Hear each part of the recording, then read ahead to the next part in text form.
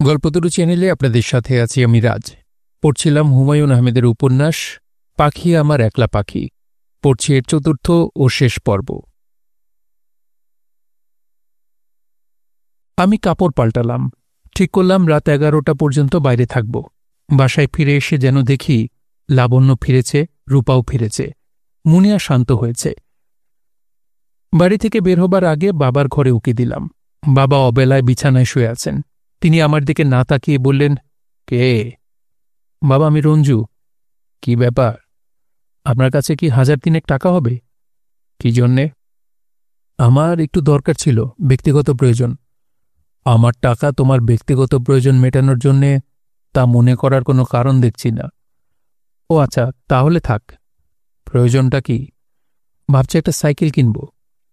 বাবা বিছানায় উঠে বসলেন, তীক্ষ্ণ গলায় বললেন, কি বললে? একটা সাইকেল কিনব। ওয়াই? রাতে রাস্তায় ট্রাফিক কম থাকে, তখন সাইকেলে করে রাস্তায় রাস্তায় ঘুরব। কেন? রাতের বেলা সাইকেলে করে ঘুরে বেড়ানো খুব ইন্টারেস্টিং। তোমাকে কে বলেছে? লোকমান। লোকমানটা কে? শফিক একটা উপন্যাস লিখেছে, তার নায়ক। তুমি সামনের চেয়ারটায় বসো। আমি বসলাম। বুঝতে পারছি বাবা নিজেকে গুছিয়ে নিতে সময় নিচ্ছেন। কি বলবেন ভেবে পাচ্ছেন না। রঞ্জু। জি? তোমার ব্যাপার আমি কিছুই বুঝতে পারছি না। এসব কি বলছো? বাবুর কাণ্ড কারখানারও কোনো আগামাথা পাচ্ছি না। সেদিকে বারান্দায় ক্যাম্প খাটে ঘুমোচ্ছে। তাকে বললাম, কি ব্যাপার? সে বলল, চিলে কোঠার ঘরে তার নাকি একা ঘুমোতে ভয় লাগে, ভূতের উপদ্রব। আমি সহজ গলায় বললাম, একটা ভূত তাকে খুব বিরক্ত করছে। ঘুমোলেই কড়া নেড়ে ঘুম ভাঙিয়ে দেয়, এজন্যই বারান্দায় ঘুমোচ্ছে। বারান্দায় তো আর কড়া নাড়ার কোনো ব্যবস্থা নেই। বাবা অনেকক্ষণ এক দৃষ্টিতে আমার দিকে তাকিয়ে থেকে বললেন, আচ্ছা, তুমি যাও। 3000 টাকা আমি তোমাকে দেব। এখন দিতে পারছি না, ব্যাংক থেকে তুলতে হবে। লোকমানের মতো রাস্তায় রাস্তায় ঘুরে বেড়াও। লোকমানের মতো আমি ঘণ্টাখানেক রাস্তায় হাঁটলাম। তারপর গেলাম শফিকের খোঁজে। যথারীতি শফিক নেই। তার বোন সুমি বিস্মিত হয়ে বলল, আপনি আপনি কোত্থেকে? আমি বললাম, যাচ্ছিলাম এদিক দিয়ে, ভাবলাম দেখি শফিক আছে কিনা। তার বইটা পড়া ধরেছি, 10 পাতা পড়েছি। 1 সপ্তাহে মাত্র 10 পাতা? ধীরে ধীরে পড়ছি। আমি তোদের মতো দ্রুত পড়তে পারি না। চা খাওয়াতে পারিস? বিকেলে চা খাওয়া হয়নি। এখন তো চা খাওয়াতে পারবো না, আমরা সব বিয়ে বাড়িতে যাচ্ছি। এমনিতে আমাদের দেরি হয়ে গেছে। ও আচ্ছা, আমি ভেবেছিলাম খানিক্ষণ তোর সঙ্গে গল্প করব। সুমিত তীক্ষ্ণ দৃষ্টিতে তাকিয়ে রইল। কি একটা বলতে গিয়েও বলল না। সে বিয়েবাড়ি উপলক্ষে সাজসজ্জা করেছে। কিছু কিছু বিয়ে আছে যাদের সাজলে খারাপ দেখায়। সুমি তাদের একজন। তাকে রীতিমতো কুৎসিত দেখাচ্ছে। সুমি বলল, আপনি কি বিশেষ কোনো প্রসঙ্গে আলাপ করতে চান? হ্যাঁ। আজ না, অন্য আরেকদিন আসুন। অবশ্যই আমার মনে হয় না আপনি আলাপ করতে চান। আপনি কথার কথা বলেছেন। কেউ যখন কথার কথা বলে তখন সেটা বোঝা যায়। আচ্ছা, আপনার কি কোনো কারণে মনটন খারাপ? না তো। আপনাকে কেমন যেন অসুস্থ অসুস্থ লাগছে। আপনি বাসায় চলে যান, বাসায় গিয়ে আরাম করে ঘুমান। ভাবি কেমন আছেন? ভালো। ভাবি সিনেমা করছেন, এটা কি সত্যি? হ্যাঁ, সত্যি। আচ্ছা, উনি নাকি অসম্ভব রূপবতী। ভাইয়া বলছিল হেলেন অব ট্রয় তাকে দেখলে অপমানে গলায় দড়ি দিত। সত্যি? সেটা হেলেন অব ট্রয়কে জিজ্ঞেস করাটাই কি উচিত না? ওনাকে তো পাচ্ছি না, তাই আপনাকে জিজ্ঞেস করছি। হেলেন অব ট্রয় খুব সম্ভব ভুরু কুচকে খানিক্ষণ তাকিয়ে থাকবে। মেয়েরা সহজে গলায় দড়ি দেয় না। ভাবির সঙ্গে আমার খুব কথা বলার শখ। একদিন যদি কথা বলার জন্যে আপনাদের বাসায় যাই, উনি কি রাগ করবেন? ও রাগ করতে পারে না, তবে মানুষদের খুব সহজে রাগিয়ে দিতে পারে। আচ্ছা সুমি, যাই। তোর মনে হয় দেরি হয়ে যাচ্ছে। আবার কবে আসবেন? দেখি। এমন খারাপ করে সেজেছিস কেন? কুৎসিত লাগছে। তোকে তেলাপোকার মতো লাগছে। সুমি রাগ করল না, হাসল। সুমির সঙ্গে এই একটা দিকে রূপার মিল আছে। রূপার মতো সেও রাগ করে না। আমি অনেকবার চেষ্টা করে দেখেছি, রাগাতে গেলে হাসে। যাই সুমি। আচ্ছা যান, চা খাওয়াতে পারলাম না, কিছু মনে করবেন না। তোকে কুৎসিত লাগছে এটা ঠিক না, ভালোই লাগছে, ঠাট্টা করে বলেছিলাম। সুমি চুপ করে রইল। আর অপেক্ষা করার কোনো মানে হয় না। নাটকীয় ভঙ্গিতে অবশ্যই বলতে পারি, বিয়ে কোথায় হচ্ছে, আমাকেও নিয়ে চল। বিয়েবাড়িতে যত বেশি লোক নিয়ে যাওয়া যায় ততই ভালো। একজনকে দাওয়াত করলে পুরো ফ্যামিলি নিয়ে যেতে হয়। যিনি দাওয়াত করেছেন তার যেন আক্কেল গরম হয়ে যায়। আমি সিগারেট ধরাতে ধরাতে বললাম, সুমি, জি, আমাকেও সঙ্গে নিয়ে চল, অনেকদিন বিয়ে খাওয়া হচ্ছে না। আপনার কি মাথাটা খারাপ হয়ে গেল? বাসা যান তো।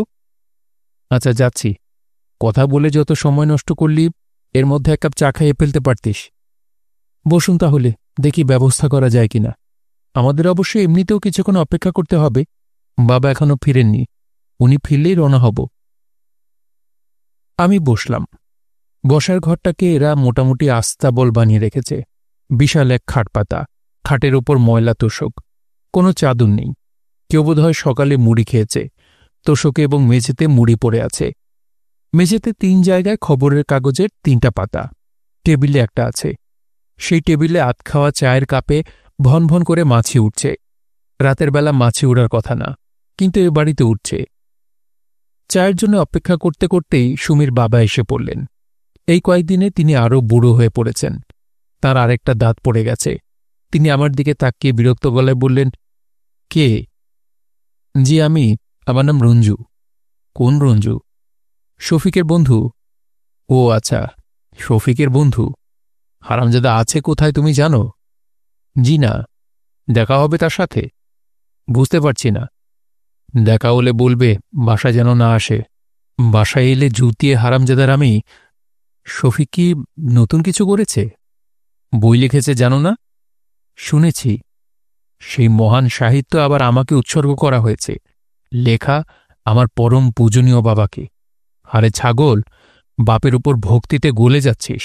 বাপ সংসার টানতে টানতে ভারবাহী পশু হয়ে গেছে, সেদিকে খেয়াল নেই। তোকে ডাক্তার বানাতে গিয়ে যে পথের ফকির হয়েছি, সেদিকে খেয়াল আছে রে হারামজাদা। চাকরি পেয়েছে, চাকরি করবে না, সাহিত্য করবে। করাচ্ছি তোমাকে সাহিত্য। যদিও আমি তোমার হাড্ডি ভেঙে দেব। সাহিত্য কত প্রকারও কি হাড়ে হাড়ে বুঝবে। উনি ভেতরে ঢুকে গেলেন। সুমি চায়ের কাপ হাতে ঢুকল এবং বলল, খুব তাড়াতাড়ি চা খেয়ে চলে যান। বাবার মেজাজ আকাশে উঠে গেছে। বিয়ের উপহার কিনতে গিয়েছিলেন, পকেটমার হয়েছে। তোদের তাহলে আর বিয়েতে যাওয়া হচ্ছে না? মনে হয় না। বাসায় ফিরলাম রাত 11:30টায়। রূপা ফেরেনি, লাবণ্য ফেরেনি। মুনিয়া একবার ফিট হয়েছে, তার মাথায় বর্তমানে পানি ঢালা হচ্ছে। লাবণ্যর বাবার মামা, যিনি নারায়ণগঞ্জের মোজা কারখানার ম্যানেজার, তাঁর ঠিকানা পাওয়া গেছে। বাবুকে বলা হচ্ছে সেখানে গিয়ে লাবণ্যর বাবার ঠিকানা জোগাড় করতে। বাবু বিস্মিত। এরকম অদ্ভুত প্রস্তাব কেউ যে তাকে করতে পারে, তাই সে ভাবতে পারছে না। আমাকে নারায়ণগঞ্জে যেতে বলছ? মুনিয়া ক্ষীণস্বরে বলল, হ্যাঁ। 10 দিন পর আমার পরীক্ষা শুরু হচ্ছে, এখন আমি যাব নারায়ণগঞ্জ? হ্যাঁ। ফাজলামি কথা আমার সঙ্গে না বললে ভালো হয়। মুনিয়া কাঁদতে কাঁদতে বলল, আমার মেয়ের কোনো খোঁজ নেই, এটা কি কোনো ফাজলামি কথা? আমাকে যে নারায়ণগঞ্জ যেতে বলা হচ্ছে, এটাই ফাজলামি কথা, কারণ নারায়ণগঞ্জ কোথায় তাই আমি জানি না। আমি বললাম, কোনো সমস্যা নেই, আমি যাব নারায়ণগঞ্জ। মুনিয়া, তুই কান্নাকাটি বন্ধ করত, যা ভাত আন, আমি ভাত খেয়েই রওনা হব। ভাত খেতে গেলে দেরি হয়ে যাবে। আচ্ছা, ভাত খাব না, ভালো করে 1 কাপ চা বানিয়ে আন, চা খেয়ে রওনা দিই। নারায়ণগঞ্জ যেতে হল না। লাবণ্যর বাবা টেলিফোন করলেন। জানা গেল বিশেষ কাজে আটকা পড়েছেন বলে তিনি লাবণ্যকে দিয়ে যেতে পারেননি। ভোরবেলা নিয়ে আসবেন। মুনের মুখে হাসি ফিরে এলো। রাত 1টার মতো বাজে। আমি বারান্দায় অলস ভঙ্গিতে হাঁটাহাঁটি করছি। ভাব করছি যেন কিছুই হয়নি। ভাবুক ধরনের একজন মানুষ ঘুমোবার আগে নৈশ ভ্রমণের একটা অংশ সারছেন। ভঙ্গিটাকে আরও জোরদার করার জন্য গুনগুন করে গান গাওয়া যায়, কিংবা শীষ দেয়া যায়। অবশ্যই তার এখন প্রয়োজন নেই। কেউ আমাকে লক্ষ্য করছে না। বাড়ি নিঝুম, সবাই ঘুমিয়ে পড়েছে। কোনো কিছু চিন্তা না করে মানুষ কি হাঁটাহাঁটি করতে পারে? একটা মানুষ হেঁটে যাবে, কিছুই ভাববে না, তার মাথা থাকবে ফাঁকা। আমার মনে হয় এটা খুবই অসম্ভব একটা ব্যাপার। মানুষ সারাক্ষণই ভাবে, তার মস্তিষ্ক কখনো বিশ্রাম নেয় না। মস্তিষ্কের বিশ্রাম গ্রহণের কোনো ক্ষমতা নেই। আমি হাঁটছি আর ভাবছি, কোনো কিছু নিয়ে চিন্তা করব না। পৃথিবী রসাতলে যাক, কিছুই যায় আসে না। বাস্তবে তা হচ্ছে না। মাথার ভেতরে রূপা ঘুরপাক খাচ্ছে। সে ফেরেনি, কোথায় গিয়েছে তাও জানি না। মাথায় বেশ কয়েকটা সম্ভাবনা খেলা করছে, কোনোটাই খুব স্পষ্ট নয়। স্বপ্নদৃশ্যের মতো অস্পষ্ট এবং দুর্বল যুক্তির সম্ভাবনা। মাথার ভেতর একসঙ্গে অনেকগুলো ভাবনা, একটা অন্যটার ভেতর জড়িয়ে জট লেগে গেছে। খণ্ড খণ্ড দৃশ্য চোখের সামনে ভাসছে, ভেসেই মিলিয়ে যাচ্ছে। কয়েকটি দৃশ্যের উল্লেখ করা যাক। দৃশ্য ১, সময় রাত ৩টা। পুলিশের গাড়ি এসে থামল। দরজায় নক, বুটের লাথি। পুলিশ কখনো কলিং বেল বাজায় না। কলিং বেল খুঁজে বের করার মতো ধৈর্যও এদের নেই। আমি দরজা খুলে দিলাম। পুলিশ অফিসার বললেন, আপনি কি রূপার স্বামী? এখানে লজিক খুব দুর্বল। আমাকে দেখেই পুলিশ অফিসার কি করে বুঝবেন আমি রূপার স্বামী? শার্লক হোমসেরও এটা বোঝার জন্য সময় লাগার কথা, তবে অলস চিন্তায় দুর্বল লজিকও চলে যায়। আমি পুলিশ অফিসারের দিকে তাকিয়ে শীতল গলায় বললাম, হ্যাঁ। আপনারা কি চান? আপনাকে একটু আমাদের সঙ্গে থানায় যেতে হচ্ছে। কেন বলুন তো? থানায় গিয়ে বলবো। আমি তাদের সঙ্গে জিপে উঠে বসলাম। জিপ উড়ে চলল, পথ ফুরাচ্ছেই না। আমি ঝিম ধরে বসে আছি। দৃশ্য ২, সময় ভোর ৯টা। আমি চা খাচ্ছি। মুনিয়া খবরের কাগজটা আমার কোলে ফেলে দিয়ে বলল, এই নে কাগজ। আমি চায়ে চুমুক দিতে দিতে চোখ বুলাচ্ছি। হেডিং পড়বার পর কোনো খবরই বিস্তারিত পড়তে ইচ্ছা করছে না। একটা খবরে হঠাৎ চোখ আটকে গেল। অনিন্দ সুন্দরী যুবতীর লাশ উদ্ধার। যুবতীর বর্ণনা পড়ে মনে হচ্ছে এ রূপা। রূপা ছাড়া আর কেউ নয়। দৃশ্য ৩, সময় দুপুর। আমি ঘুমুচ্ছি। টেলিফোন এলো। টেলিফোন ধরলাম। ওপাশ থেকে রূপা বলল, কে? তুমি? হ্যাঁ। ভালো আছো? আছি। তোমাকে একটা জরুরি বিষয় বলার জন্য টেলিফোন করেছি। বলো। তোমার সঙ্গে আর জীবনযাপন করতে পারছি না। আমি দূরে সরে গেলাম, কিছু মনে করো না। আচ্ছা, টেলিফোন রাখি কেমন? খট করে টেলিফোন নামে রাখার শব্দ। দৃশ্যের সমাপ্তি। আমি আবার এসে বিছানায় শুয়ে পড়লাম। ভাঙা ঘুম জোড়া লাগাবার চেষ্টা করছি। যে ৩টি খণ্ড দৃশ্যের কথা উল্লেখ করলাম, তা থেকে কি আমার মানসিক অবস্থা বোঝা যাচ্ছে? আমাকে কি খুবই দুশ্চিন্তাগ্রস্ত মনে হচ্ছে? আমি জানি তা মনে হচ্ছে না। আমি প্রচণ্ড রকম দুশ্চিন্তা ভোগ করছি না, এক ধরনের শূন্যতা বোধ করছি। আমাদের বাসার অন্য সবাইও নিশ্চিন্ত মনে ঘুমোচ্ছে। যে বাড়ির বউ কাউকে কিছু না বলে চলে গেছে, রাত ১টা বেজে গেছে, এখনও ফিরছে না, তাদের এত নিশ্চিন্তে ঘুমানোর প্রশ্ন ওঠে না। তারা তা করতে পারছে, কারণ আমি তাদের দুশ্চিন্তা দূর করেছি, খুব ভালোভাবেই দূর করেছি। লাবণ্যর সমস্যা মিটে যাবার পর মা যখন অত্যন্ত চিন্তিত গলায় বললেন, খিরে বৌমা আসছে না কেন? তখন আমি বিস্মিত গলায় বললাম, আসবে কেন? বান্ধবীর জন্মদিনে গেছে, সেখান থেকে বাপের বাড়িতে চলে যাবে। তার কোনো এক মামাতো বোন এসেছে সিঙ্গাপুর থেকে, তার সঙ্গে সারারাত গল্প বলার প্ল্যান। তোকে নিয়ে গেল না কেন?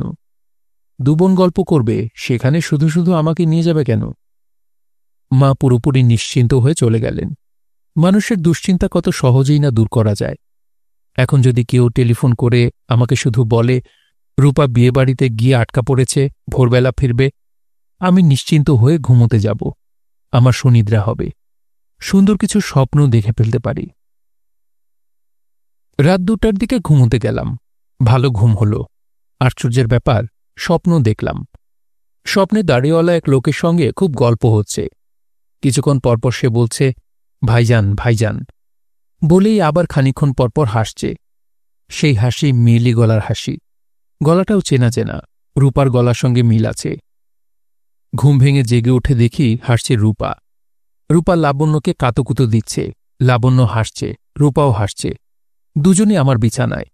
রূপা আমার দিকে তাকিয়ে বলল, বাবুর ঘুম ভাঙল? আমি কিছু বললাম না।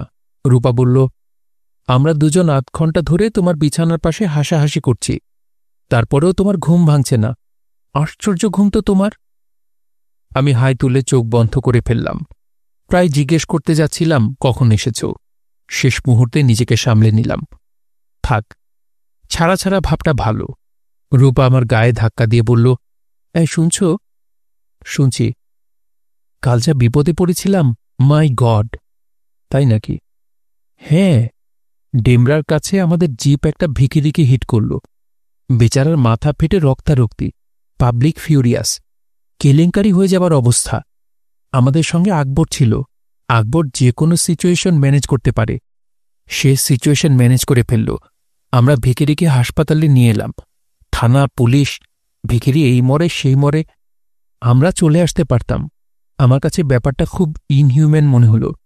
আমি আর আকবর দুজন রয়ে গেলাম। 3 বার টেলিফোন করলাম, কেউ টেলিফোন ধরে না। ভিখিরির অবস্থা কেমন? এখন একটু স্টেবল। ডাক্তার বলছেন আউট অফ ডেঞ্জার। চা খাবে? খেতে পারি। মুখ ধুয়ে এসো, চা আসছে। মুনিয়াকে চা দিতে বলে এসেছি, সে এক্ষুনি আনবে। রূপা আবার লাবণ্যর সাথে হাসতে লাগল। তাদের দুজনের মধ্যে কিছু কথাবার্তা হচ্ছে। কথাবার্তা হচ্ছে সাংকেতিক ভাষায়, যার মাথা মুন্ডু আমি কিছুই বুঝলাম না। কথাবার্তা এরকম: রূপা, কিটেমন ইটাছ? লাবণ্য, ভিটাল ইটাছি। রূপা, টিটুমি ইটামাকিটে ভিটাল বিটাস?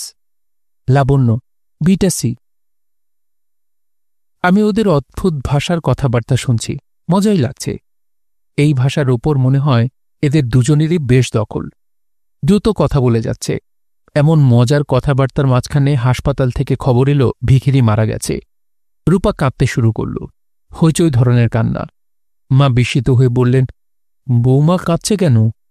আমি বললাম, একজন ভিখিরি মারা গেছে, তাই কাঁদছে। তামাশা করছিস নাকি? না, তামাশা করছি না। শুধু শুধু তামাশা করব কেন? মা কঠিন দৃষ্টিতে আমার দিকে তাকিয়ে রইলেন। আজ মাসের প্রথম শুক্রবার। মাসের প্রথম শুক্রবারে মা কিছু এতিম খাওয়ান, বেজোর সংখ্যক এতিম, 3, 5 কিংবা 7। কোন হাদিসে তিনি পড়েছেন, আল্লাহ নিজে যেহেতু বেজোর, তিনি বেজোর সংখ্যা পছন্দ করেন। বেজোর সংখ্যার উপর আল্লাহর খাস রহমত।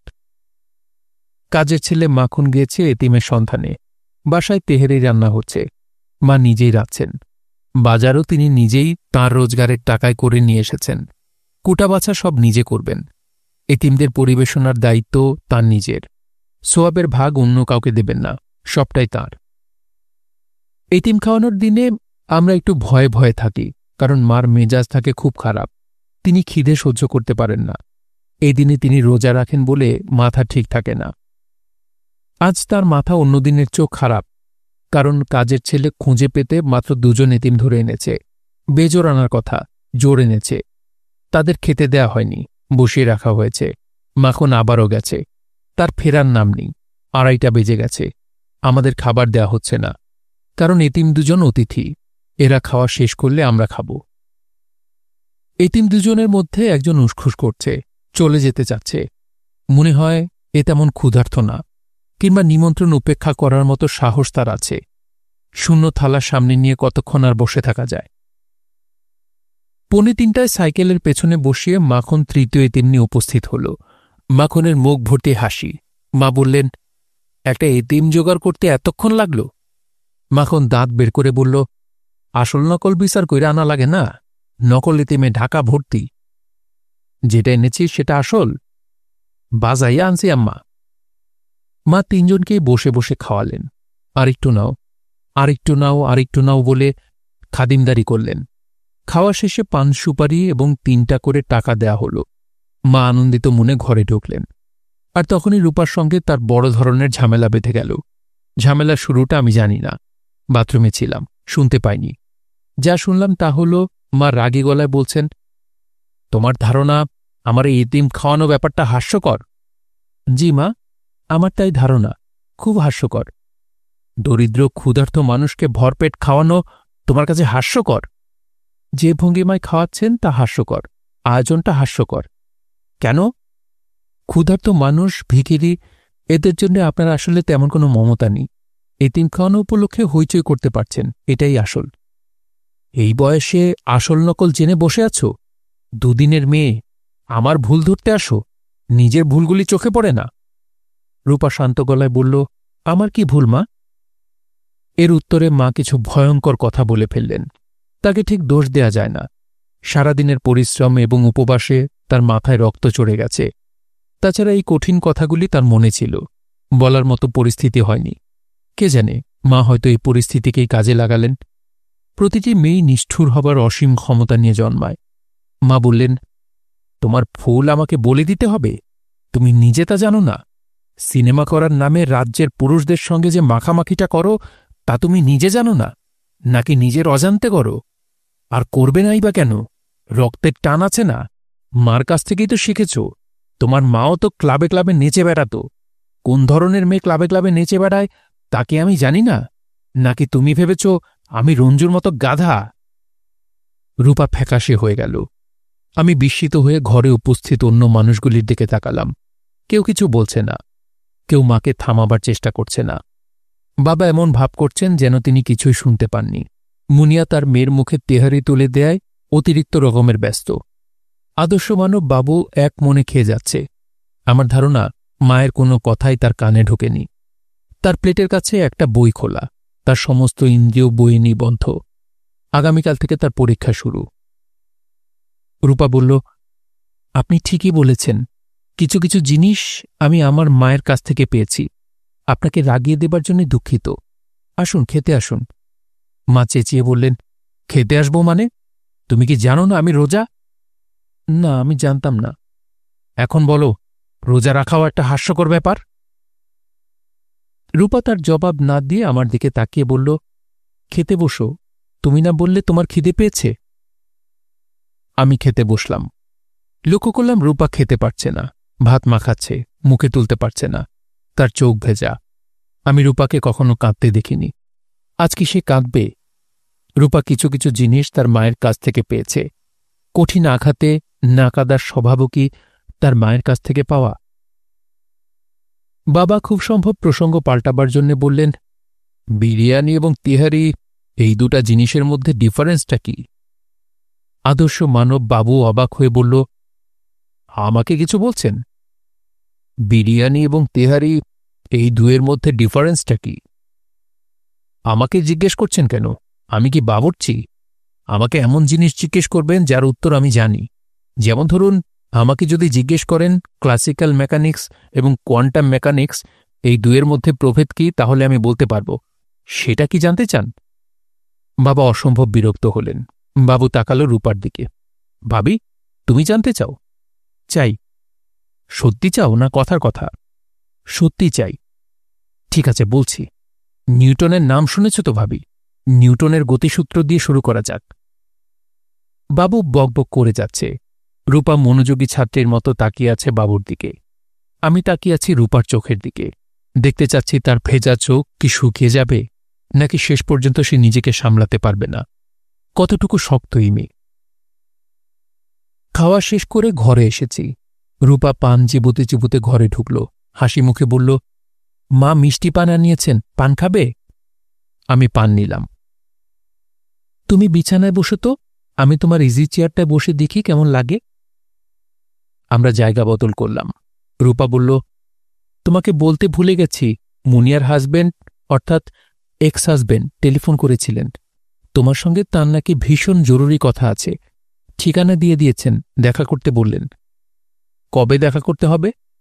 আজ বিকেলে চলে যেও। আচ্ছা। তুমি কি ঘুমোবে? ঘুমোতে চাইলে চাদর গায়ে শুয়ে পড়ো। আমি ইজি চেয়ারে শুয়ে শুয়ে তোমার দিকে তাকিয়ে থাকি। ঘুম পাচ্ছে না। রূপা হাসল। আমি বললাম, হাসছ কেন? রূপা হাসতে হাসতে বলল, তোমার পড়ুয়া ভাইকে কিছুক্ষণ আগে একটা ধাঁধা জিজ্ঞেস করলাম। সে ধাঁধা শুনে পুরোপুরি ভড়কে গেছে। আমার ধারণা পড়াশোনা বাদ দিয়ে এখন সে এটা নিয়েই ভাবছে। কি ধাঁধা? খুব সহজ ধাঁধা। দুজন ছেলেকে তাদের বাবারা কিছু টাকা দিয়েছিলেন। একজন তার ছেলেকে দিলেন ১৫০ টাকা, অন্যজন দিলেন ১০০ টাকা। ছেলে দুজন তাদের টাকা গুনে দেখল একত্রে তাদের টাকা হয়েছে মাত্র ১৫০। কি করে সম্ভব হল? তুমি কি পারবে? না, বাবুও পারবে না। কিছু কিছু মানুষ আছে যারা সহজ জিনিসগুলি খুব জটিলভাবে চিন্তা করে। তাদের পক্ষে এই ধাঁধার উত্তর বের করা অসম্ভব। আমি বিছানায় শুয়ে পড়লাম। রূপা তাকিয়ে আছে আমার দিকে, তার মুখের ভাব সহজ, চোখের দৃষ্টি স্বাভাবিক, যেন কিছুই হয়নি। দুপুরের ঘটনাটা সে মাথা থেকে দূর করে দিয়েছে। রূপা বলল, চা খাবে? না। খাও একটু, মতির মাকে চা দিতে বলেছি, সে চা নিয়ে আসবে। আচ্ছা। মতির মা চা নিয়ে ঘরে ঢুকল। আমি এবং রূপা চা খাচ্ছি। চা খেতে খেতে রূপা বলল, আমি যখন কোনো কথা বলি তখন কি তুমি মন দিয়ে শোনো, না শুধু তাকিয়ে থাকো? মন দিয়ে শুনি, সবার কথাই আমি মন দিয়ে শুনি। তোমার মা আজ ভাত খাবার সময় যে কথাগুলি বলেছিলেন, তুমি কি তা মন দিয়ে শুনেছ? আমার মা সম্পর্কে তিনি যা বললেন, সেগুলি কি তোমার কাছে বিশ্বাসযোগ্য মনে হয়েছে? না। যদি বিশ্বাসযোগ্য মনে না হয়ে থাকে, তাহলে কেন তুমি তোমার মাকে চুপ করতে বললে না? আমি যে কি ভয়ঙ্কর লজ্জা পাচ্ছিলাম, তা তোমার চোখে পড়েনি? চোখে পড়েছে। তাহলে চুপ করেছিলে কেন, প্রতিবাদ করনি কেন? রূপার গলার স্বর বদলে যাচ্ছে, চোখের তারায় অন্য এক ধরনের আলো। সে আজ বিশেষ কিছু বলবে, সেই বিশেষ কথাগুলি শোনার জন্যে আমি অপেক্ষা করছি। রূপা চায়ের কাপ নামিয়ে রেখে ঠোঁট মুছল, তারপর আগের চেয়েও নিচু গলায় বলল, প্রতিবাদ আমি নিজেও করতে পারতাম। ভণ্ডামি, ভান, এইসব আমার ভালো লাগে না। যেখানে এইসব দেখেছি, কঠিন গলায় প্রতিবাদ করেছি। তোমার মার কথার কোনো প্রতিবাদ করতে পারলাম না, কারণ তিনি যা বলেছেন সত্যি বলেছেন, এক বিন্দু মিথ্যা নয়। তাতে কিছু যায় আসে না। সবটা শোনো, তারপর বলো তাতে কিছু যায় আসে না। আমার মা আর্ট স্কুলের ছাত্রী ছিলেন, অহংকারী জেদি একটি মেয়ে, অসম্ভব রূপবতী। আমি বলেছি না, মার কিছু কিছু জিনিস আমি পেয়েছি, রূপ হচ্ছে তার একটা। কিন্তু মা ছিলেন দরিদ্র, তাদের পুরো পরিবারটাই দরিদ্র। দুবেলা খাবার সামর্থ্য এই পরিবারের ছিল না। এমন একটা পরিবারে রূপবতী মেয়ে হয়ে জন্মানোর হাজারো সমস্যা। মা আর্ট স্কুলের পড়ার খরচ চালাতে পারেন না। অনাহারের কষ্টও একসময় অসহ্য বোধ হল। একসময় দেখা গেল ছুটির দিনের নাইট ক্লাবগুলিতে তিনি নাচতে শুরু করেছেন, বাড়তি কিছু টাকা আসছে। আমি বললাম, থাক এসব। রূপা বলল, থাকবে কেন? আমি তো বলতে লজ্জা পাচ্ছি না। তুমি শুনতে লজ্জা পাচ্ছ কেন? আমার মা প্রতিটি ঘটনা আমাকে বলেছেন। যখন বলেছেন তখন আমার বয়স খুব অল্প। তিনি বলতে লজ্জা পাননি। আমিও মার কথা শুনে লজ্জা পাইনি। তুমি কেন পাবে? মা বলতেন, শরীর এবং মন আলাদা আলাদা। শরীর অসুচি হলেই মন অসুচি হয় না। এটা হয়তো তিনি নিজেকে সান্ত্বনা দেবার জন্যই বলতেন। মা ভয়ঙ্কর জীবন বেছে নিয়েছিলেন।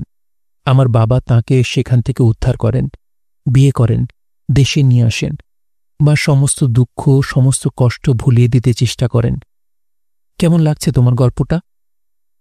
ভালো। শুধু ভালো? এটা কি চমৎকার একটা গল্প না? হ্যাঁ, চমৎকার গল্প। এই চমৎকার গল্পের একটা ভয়ঙ্কর অংশ আছে, সেই অংশটা এখন আমি তোমাকে বলবো।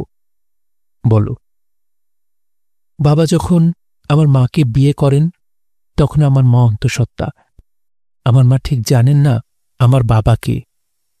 এসব কিছুই আমি তোমাকে বলিনি, এখন বললাম, কারণ পরিস্থিতি বদলে যাচ্ছে। আমার চাচারা বাবার সম্পত্তির জন্য মামলা মোকদ্দমা করবেন। একজন অবৈধ কন্যা বিপুল সম্পত্তি পাবে, তা তো হয় না। বাবার শরীর অসুস্থ, তিনি যে দীর্ঘদিন বাইরে থাকেন, চিকিৎসার জন্য থাকেন। সম্পত্তি নিয়ে কথাবার্তা বলার সময় এসে গেছে।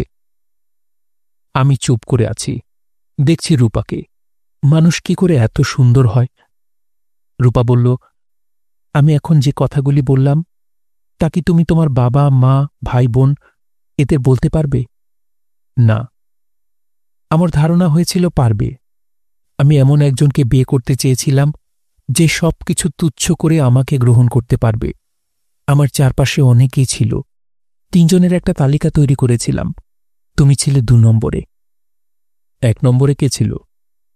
শফিক ছিল 1 নম্বরে। রূপা হাই তুলতে তুলতে বলল, আমি ঘুমোব, আমাকে একটা জায়গা দাও তো। সে এসে আমার পাশে শুয়ে পড়ল, ঘুমিয়ে পড়ল প্রায় সঙ্গে সঙ্গে। আমি সন্ধ্যা পর্যন্ত জেগে তার পাশে বসে রইলাম। সে গভীর ঘুমে অচেতন, ঘুমের মধ্যেই হাসছে, স্বপ্ন দেখছে হয়তো। সন্ধ্যা মিলাবার পর বেরুলাম। মুনিয়ার স্বামীর সঙ্গে দেখা করতে হবে। সেখান থেকে একবার যাব শফিকের কাছে। তারপর তারপর কি আমি জানি না। একটা সাইকেল থাকলে ভালো হতো। সাইকেলে করে সারা শহর চক্কর দেয়া যেত। মুনিয়ার স্বামী আজহার সাহেব আমাকে একটা চাইনিজ রেস্টুরেন্টে নিয়ে গেলেন। দীর্ঘ ভনিতার পর যা বললেন তা হচ্ছে তিনি ভুল করেছেন, ভুল সংশোধন করতে চান, মুনিয়া এবং লাবণ্যকে নিয়ে আবার সংসার শুরু করতে চান। আমি বললাম, যে মেয়েটিকে বিয়ে করেছেন তার কি হবে? তিনি বিরক্ত মুখে বললেন, ও চুলোয় যাক, হু কেয়ার্স। আপনি ভাই একটা ব্যবস্থা করে দিন, আমি চিরকৃতজ্ঞ থাকব। মানুষ ভুল করে না, আমিও একটা ভুল করে ফেলেছি। আমি হালকা গলায় বললাম, আপনি দেরি করে ফেলেছেন। দেরি মানে? মুনিয়ার বিয়ে ঠিকঠাক হয়ে গেছে। সে কি বলছেন কেন?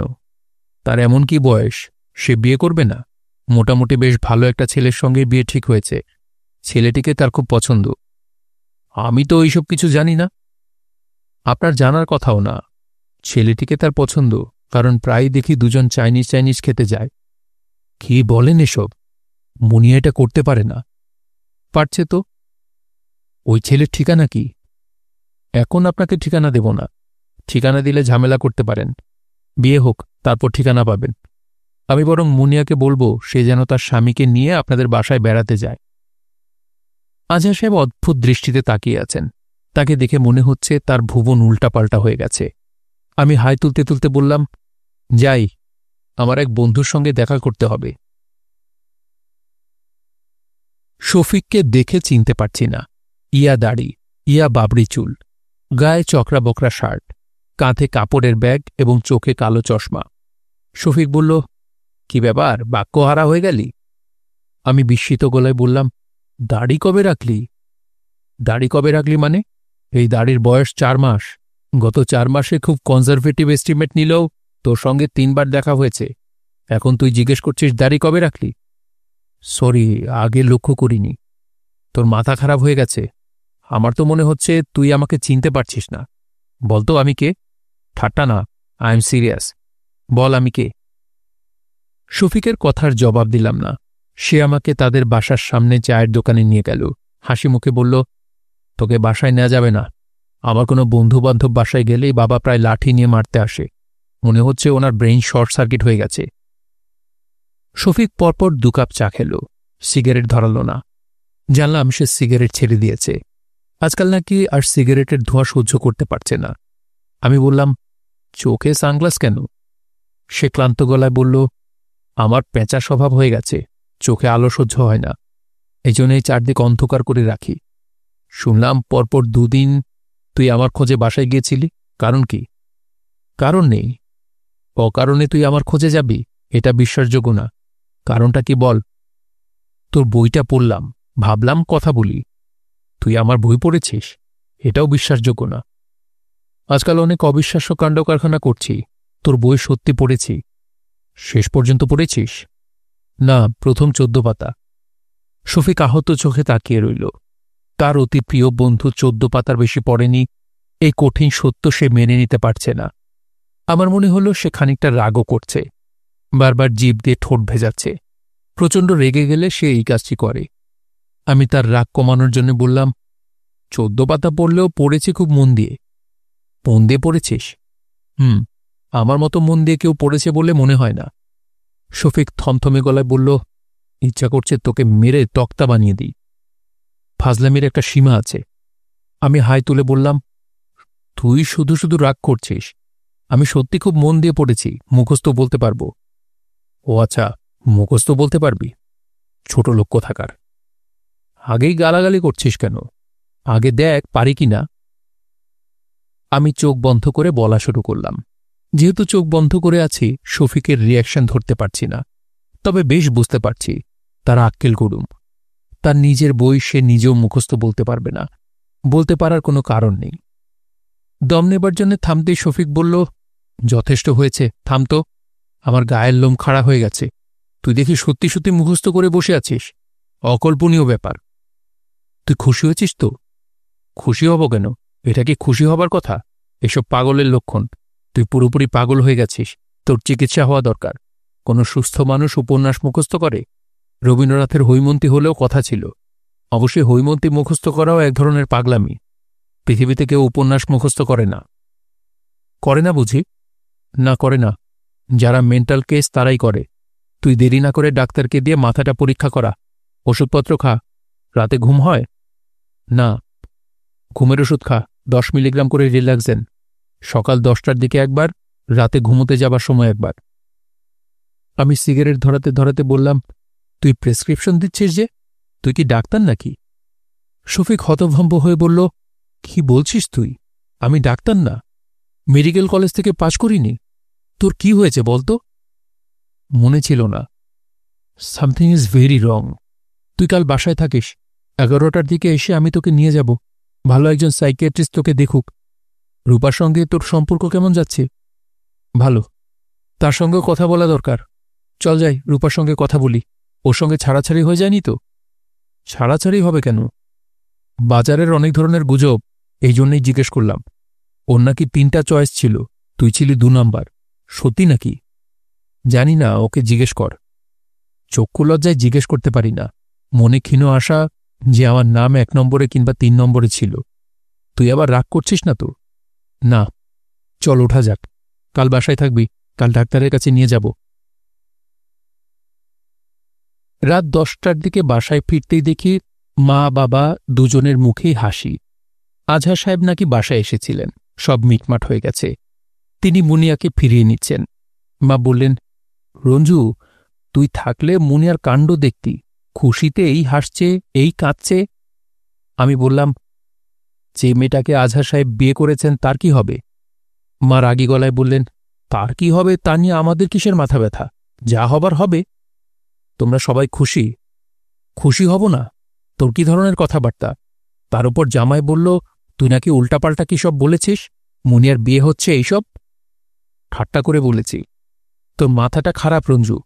তুই একজন ডাক্তার দিয়ে চিকিৎসা করাবো। কাল শফিক আমাকে একজন পাগলের ডাক্তারের কাছে নিয়ে যাবে। তাকে বলবো ভালো মতো চিকিৎসা করাতে। মুনিয়া কোথায় মা? ও আজহারের সাথে বের হয়েছে, রাতে বোধহয় বাইরে খাবে। ভালোই তো। লাবণ্য সঙ্গে যাবার জন্য ঘ্যান ঘ্যান করছিল, যেতে দিইনি। ওরা দুজন একা একা কথা বলুক। কি বলিস রঞ্জু? ভালো কাজ করেছ মা, খুব ভালো করেছ। বেজর সংখ্যক এতিম খাওয়ানোর ফল হাতে হাতে পাওয়া গেছে। আমি আমার ঘরে ঢুকে জানলাম রূপা চলে গেছে। আমি তেমন অবাক হলাম না। সে চলে যাবে জানতাম, আজই যে যাবে তাও জানতাম। লাবণ্য পা ঝুলিয়ে আমার খাটে বসে আছে, তার মুখ গম্ভীর। আমি অবিকল রূপার মতো গলায় বললাম, কিটেমন ইটাছ? লাবণ্যর বলা উচিত ভিটালো ইটাছি। সে কিছু বলছে না। মন খারাপ লাবণ্য? না। লুডো খেলবে? যাও লুডো নিয়ে আসো, আমরা দুজন লুডো খেলব। না। রাতে ভাত খেতে বসলাম শুধু আমি আর বাবা। তার মেজাজ খুব ভালো। তিনি কোমল গলায় বললেন, শুনলাম বৌমা নাকি রাগ করে বাবার বাড়িতে চলে গেছে।